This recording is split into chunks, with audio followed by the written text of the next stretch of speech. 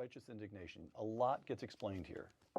Marx and Hegel had paved the way for the progressives, who in turn had paved the way for the Frankfurt School, who had then attacked the American way of life by pushing cultural Marxism through critical theory. There's a lot going on there. Very briefly, what's the Frankfurt School, and why should anyone watching this interview care? Okay, first of all, anyone that reads this book is going to laugh, and they're going to cry, and they're going to get Andrew in all of his zany different multiple layers. But there's one chapter that is like putting the medicine in the sherbet in order to get your kid to take it, in order to get rid of his fever.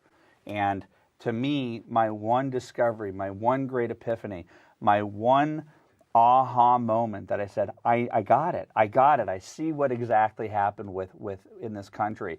The Frankfurt School were emigres from Germany, Austria. Germany. It was the equivalent of this, the Hoover Institution. What the Hoover Institution is to Stanford University. The Frankfurt School was a think tank at the University of Frankfurt, and they were social scientists like Herbert Marcuse, Antonio Gramsci, Horkheimer, Adorno.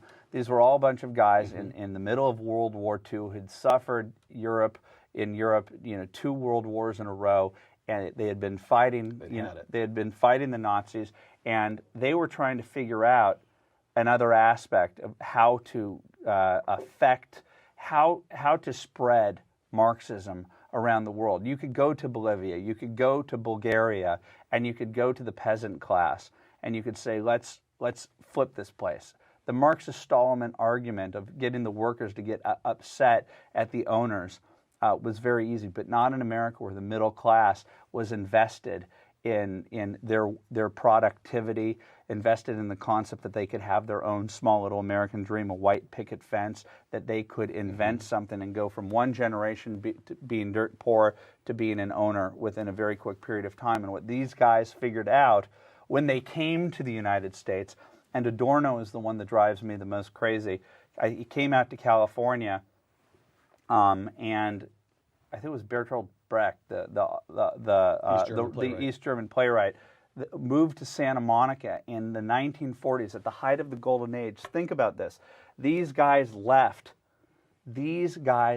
Nazi Germany and Mussolini's Italy to come to California in the 1940s, and they lived by the beach, and they were depressed by the relentless cheeriness, the productivity, and the capitalism that they witnessed around them. And they came up with at the end of the day, we could call it cultural Marxism, but at the end of the day, we experience it on a day-to-day basis. And by that I mean a minute-by-minute, second-by-second basis. It's political correctness and it's multiculturalism. And what it took was this amazing concept of e pluribus unum, where everybody comes here and contributes to this, everybody becomes an American and contributes, but we have a common culture, we have a common border, a common mindset. What they did was take the haves versus have-nots friction and translated it into oppressor versus the oppressed. And this got taken up by faculties across the country. That's the point of the Frankfurt School and the progressivism. It becomes embraced by 60s post-structuralism academics. Post-structuralism, queer studies, African American studies, all of that is pitting people against each other. It is anti-American to its core. If Marcuse was I'm quoting again from Righteous Indignation, if Marcuse was the Jesus of the New Left, then Saul Alinsky was his St. Paul.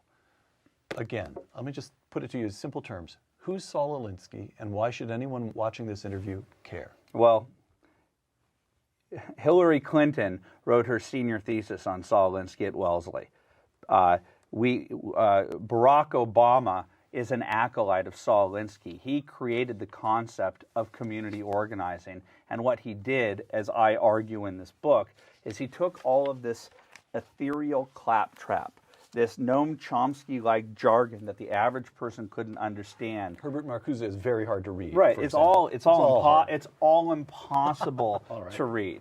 But he was able to translate this cultural Marxist down to a series of rules and a mindset, a warrior mindset, where the critical theory was like, take on your enemy, take him directly on, destroy that person. He applied critical theory down to the street war level, and I would argue that the Katie Courics of the world, the Chris Matthews of the world, Rachel Maddow, and Keith Olbermann, unbeknownst even to themselves, are studied in the tactics of Alinsky. We will make America great again.